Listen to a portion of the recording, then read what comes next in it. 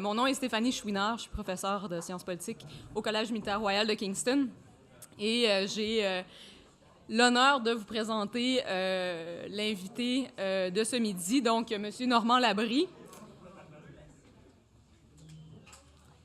Donc, M. Labrie est professeur titulaire au département de curriculum d'enseignement et d'apprentissage à l'Institut d'études pédagogiques de l'Ontario.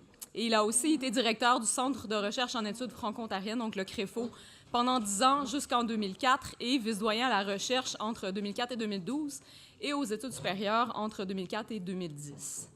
Monsieur Labrie a un doctorat en linguistique et il a une formation en sociolinguistique qui l'a amené à s'intéresser à plusieurs aspects du bilinguisme et du plurilinguisme au Canada et en Europe.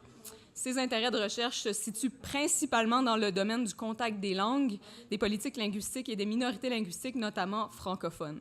Et M. Labrie a été nommé en novembre 2016 membre du Conseil de planification pour une université de langue française en Ontario. Et nous allons l'entendre ce midi à cet effet. Donc, M. Labrie.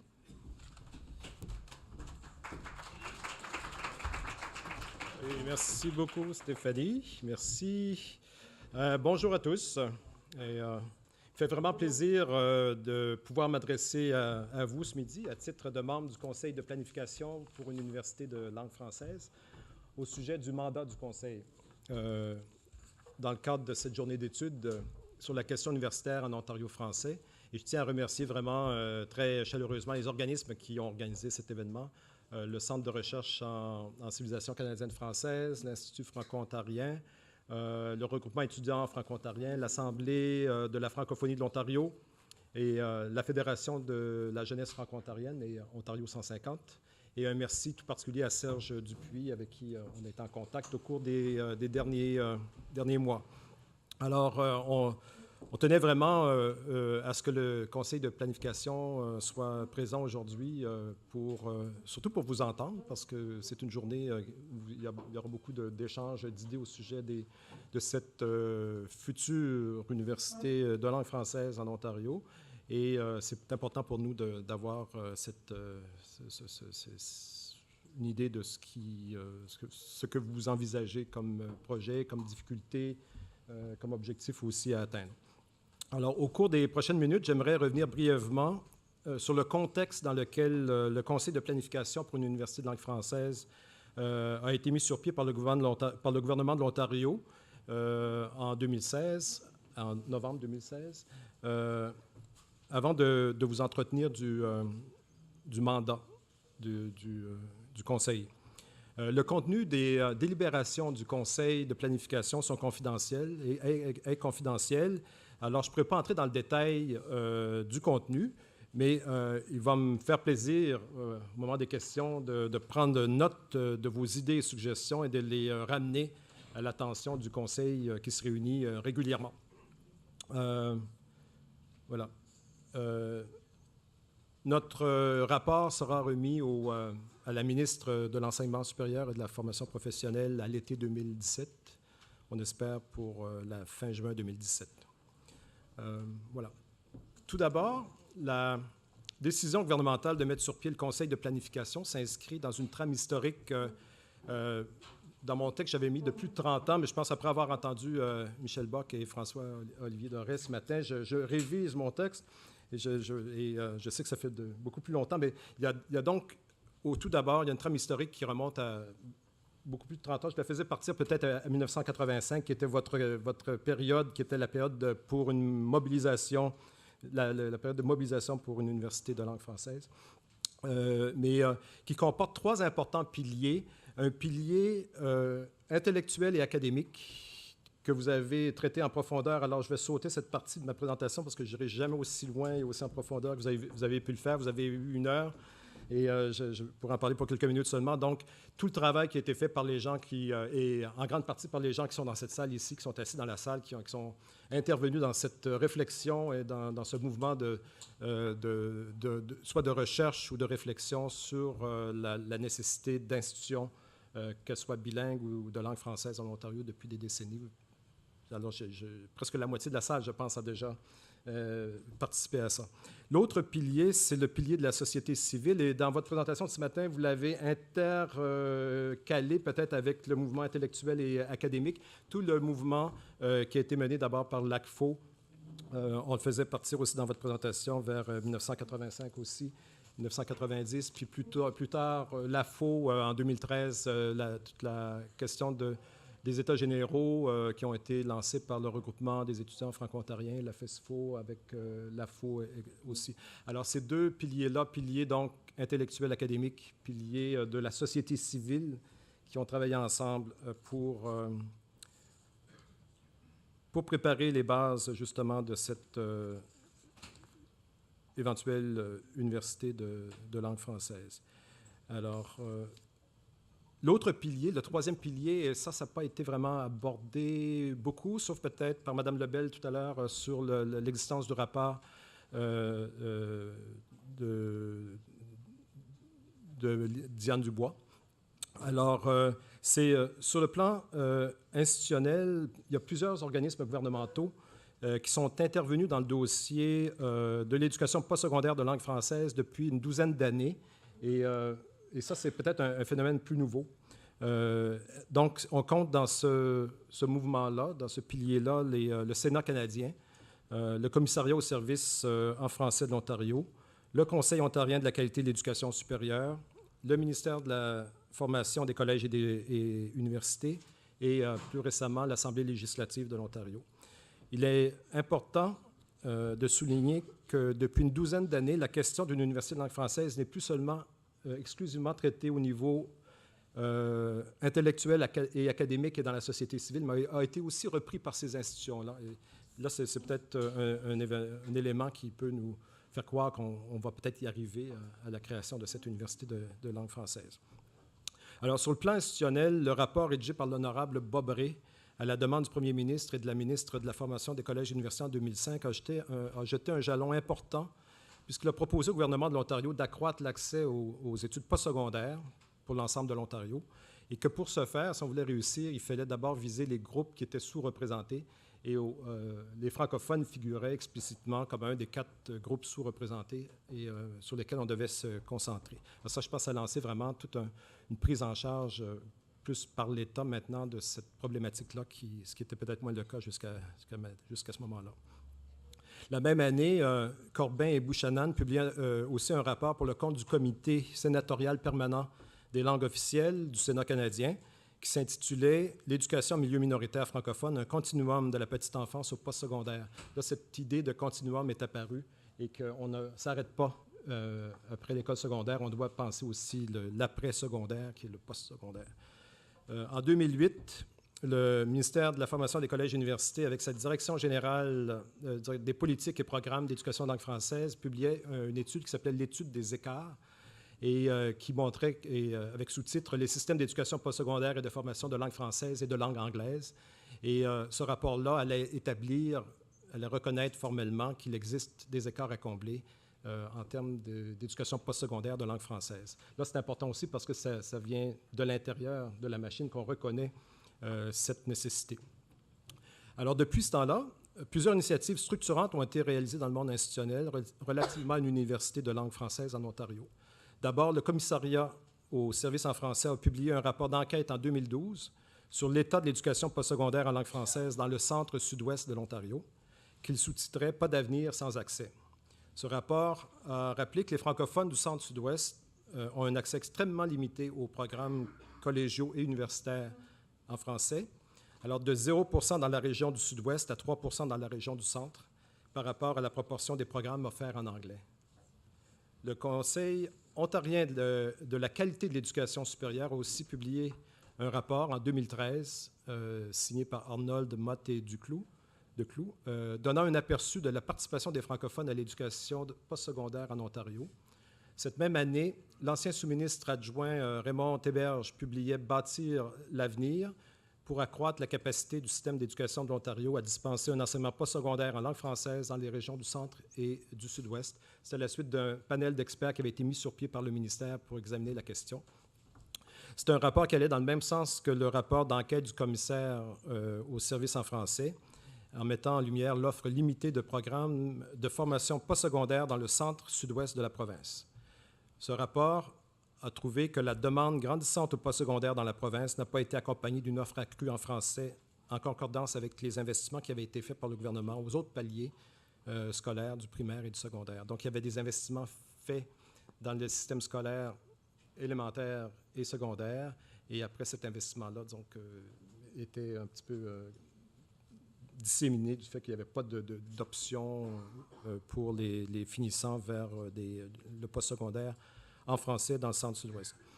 Ce comité d'experts a constaté aussi qu'il y a des effets néfastes et chroniques sur la clientèle des écoles élémentaires et secondaires de langue française dans le centre-sud-ouest à cause, d'une part, de l'absence de débouchés, comme je viens de le mentionner, qui serait suffisant dans leur langue au postsecondaire, et d'autre part, les distances qu'ils doivent parcourir, que les élèves du secondaire devraient parcourir pour se rendre à des institutions s'ils veulent continuer en français. Ce rapport allait être suivi d'un autre rapport, celui du comité consultatif en matière d'éducation postsecondaire en langue française dans la région du centre-sud-ouest, dont Mme Lebel faisait référence tout à l'heure, et qui a été signé par Diane Dubois, et qui apporte davantage de précision quant aux besoins en matière d'offres de programmes postsecondaires en langue française dans la région. Il a souligné que le centre-sud-ouest est la région la moins bien desservie en Ontario français à tous les égards, mais que celle-ci connaît la plus forte croissance démographique.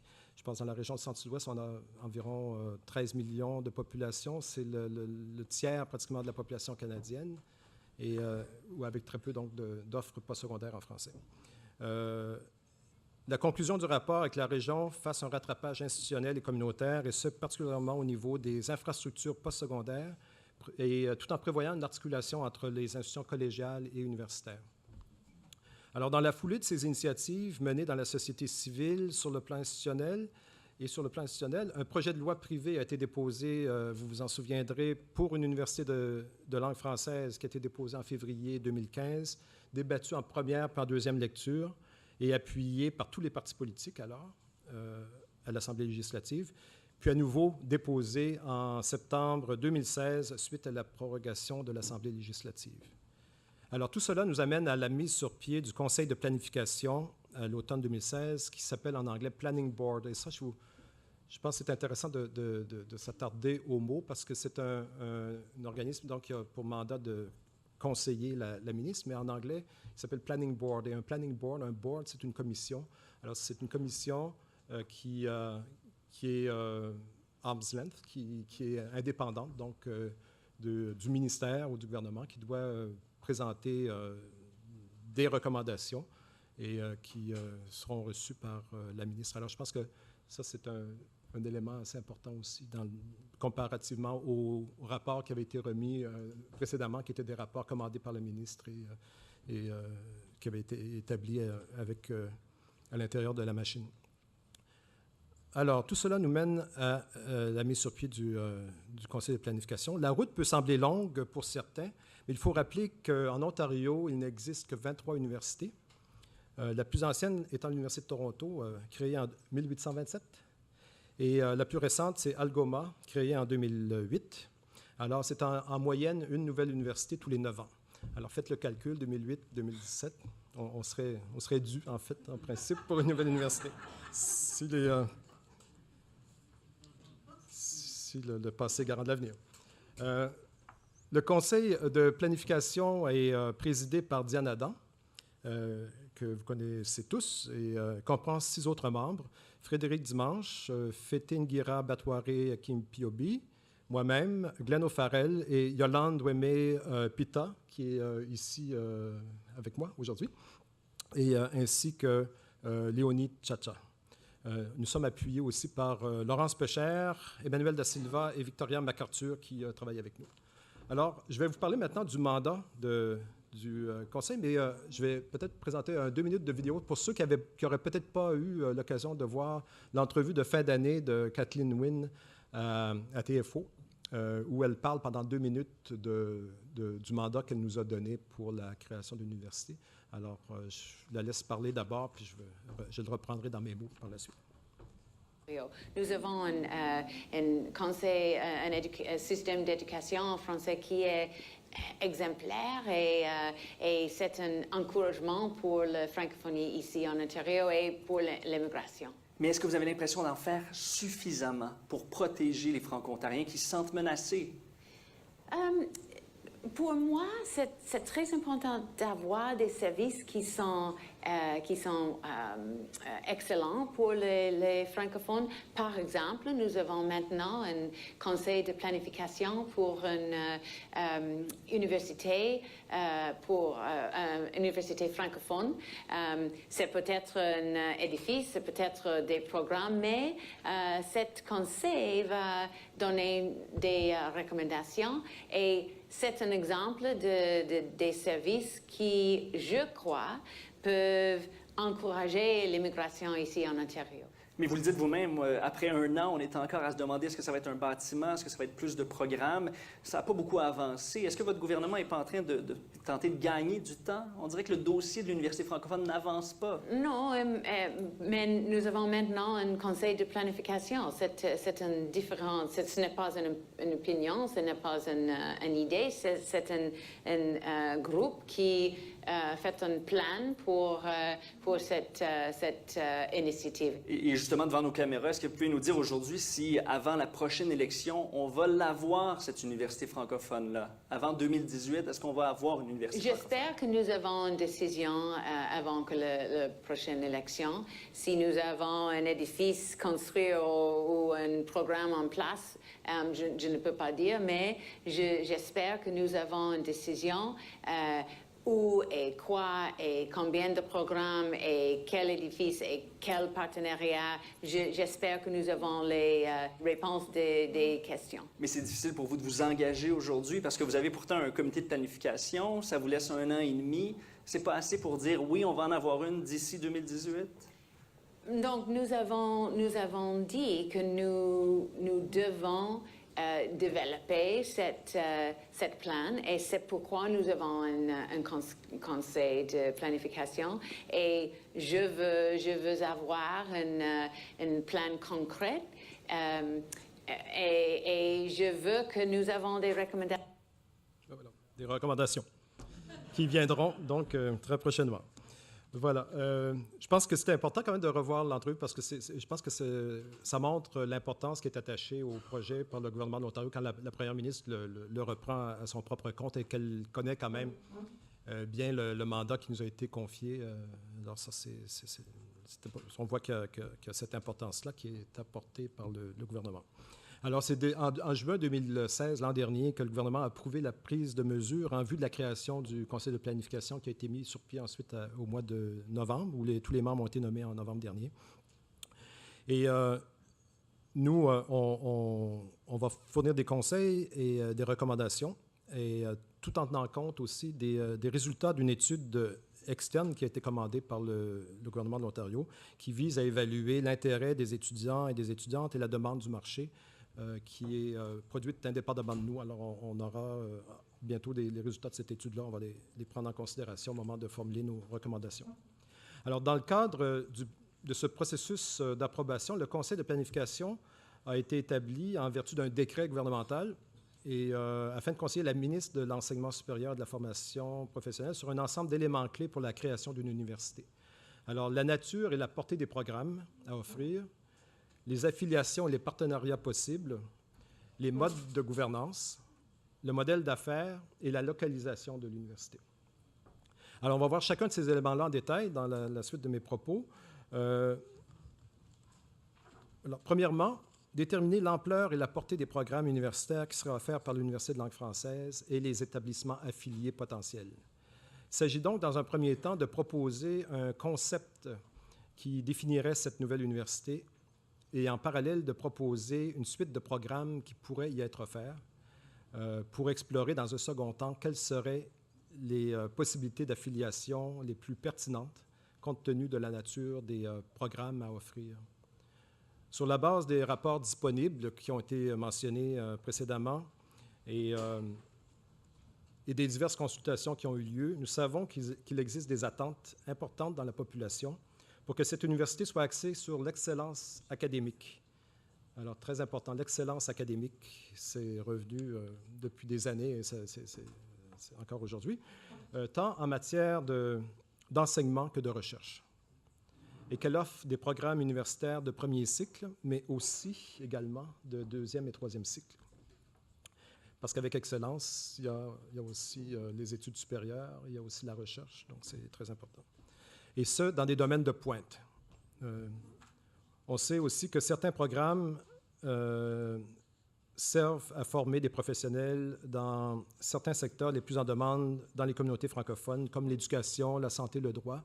On sait qu'il y a une demande au niveau de la population, des attentes importantes de ce côté-là. Que les étudiants aient accès à des stages en milieu de travail tout au long de leurs études. Que l'enseignement et l'apprentissage se fassent en face à face, mais aussi qu'ils mettent à contribution les supports numériques. Que l'institution opère en langue française, mais qu'elle prépare aussi ses étudiants pour des carrières professionnelles mettant à profit toute la gamme de leurs compétences linguistiques. Que l'université établie dans le centre-sud-ouest de l'Ontario jouisse aussi d'un rayonnement provincial et tout en étant ouverte sur le monde. Alors, ça, c'est pour le premier point. Deuxièmement, cerner des possibilités d'affiliation avec un ou plusieurs établissements qui offrent des programmes d'études universitaires en Ontario et conseiller la ministre à cet égard. Notre mandat vise également à cerner des possibilités de collaboration novatrice et de partenariat en vue de l'élaboration de programmes et encore à titre de conseil auprès de la ministre. Troisièmement, formuler des conseils sur les options relatives à la composition législative du Conseil des gouverneurs et du Sénat. On parle ici de gouvernance. Et là, on doit examiner les différents modèles qui existent, les différentes options qui se présentent et parvenir à formuler des recommandations de ce côté-là. Il s'agit donc de cerner des modèles de gouvernance universitaire par et pour les francophones qui soutiennent les approches d'affiliation relativement à la supervision des programmes universitaires et conseiller la ministre à cet égard. Quatrièmement, on a le mandat d'élaborer et de fournir à la ministre un plan d'affaires qui comprend un plan de mise en œuvre et des projections au chapitre des coûts. Alors, un plan d'affaires doit faire état, en fait, des revenus et des dépenses projetés en fonction de la nature des programmes offerts, du nombre d'étudiants visés et du personnel académique et administratif nécessaire sur un cycle pluriannuel allant de la création juridique de l'université à un certain stade de développement et de maturité. Alors, on peut parler d'une dizaine d'années environ qu'on doit projeter. Ce plan d'affaires doit être élaboré sur la base du nouveau cadre de différenciation des universités et du nouveau modèle de financement qui s'y rattache. Alors, peut-être que tout le monde n'est pas familier avec ça, mais les universités jusqu'à maintenant ont été vraiment financées sur la base de la clientèle, du nombre d'étudiants. Et dans l'avenir, à partir de 2020, je pense, il y aura une portion qui sera toujours importante, qui sera affectée au nombre d'étudiants, mais aussi 40% peut-être des budgets qui vont être attachés à comment l'université performe selon des indicateurs de performance et puis de quelle façon elle se différencie des autres. Cinquièmement, cerner dans les régions du centre et du sud-ouest de l'Ontario des emplacements que le gouvernement de l'Ontario pourrait louer. Le Conseil tiendra compte de l'importance de choisir un lieu qui favorisera l'épanouissement d'un milieu francophone et la collaboration avec le milieu collégial de langue française. Vu la concentration et la croissance démographique, institutionnelle et entrepreneuriale, la région du Grand Toronto est d'une importance non négligeable, mais cela n'exclut pas la possibilité de partenariat avec un ou plusieurs établissements dans d'autres régions du centre-sud-ouest de l'Ontario pour offrir des programmes. Le Conseil de planification présentera à la ministre un rapport final comprenant ses conseils à l'été 2017. Tous les travaux produits par le Conseil sont la propriété de la Couronne, donc le Conseil ne divulguera pas les versions provisoires ou définitives de son rapport sans avoir obtenu au préalable la permission de la ministre, qui elle-même est responsable de la publication ou de la divulgation du rapport au moment où elle va le juger opportun.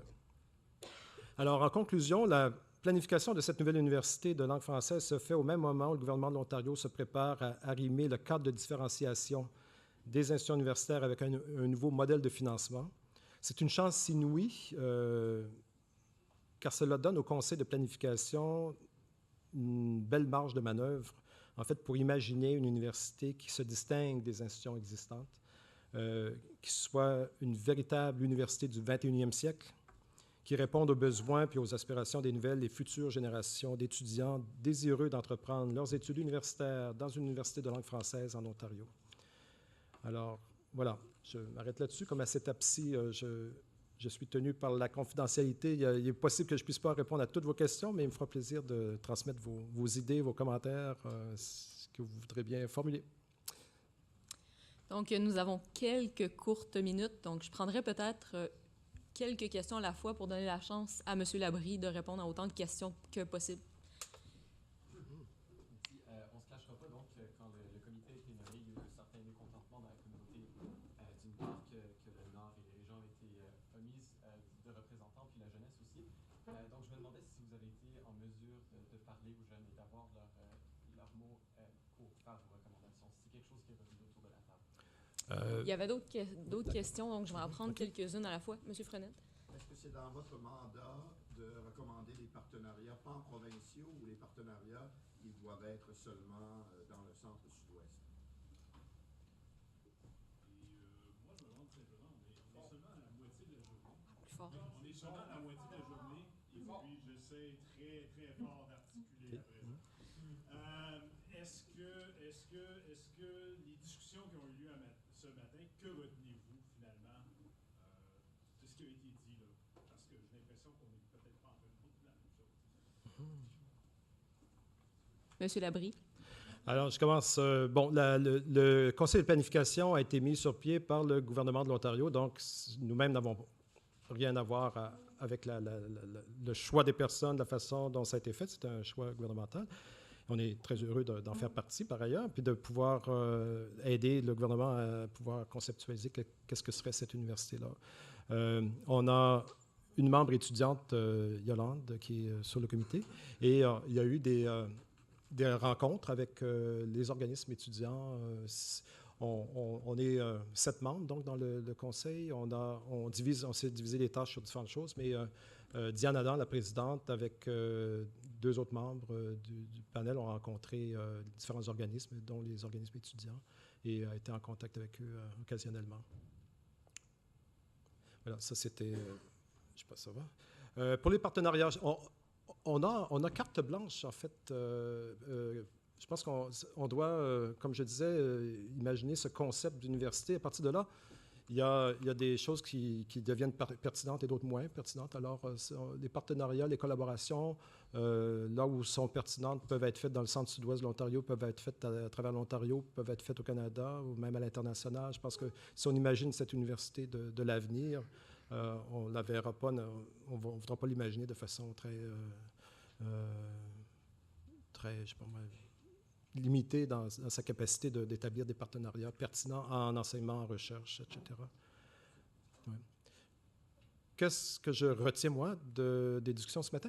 Bien, je pense que d'abord, c'était très important qu'on soit là. On est conscient que ça va être très important que nous, on est dépositaire du dossier pendant quelques mois. On a pratiquement 7 mois. On a été nommé en novembre. On s'est rencontrés avant Noël.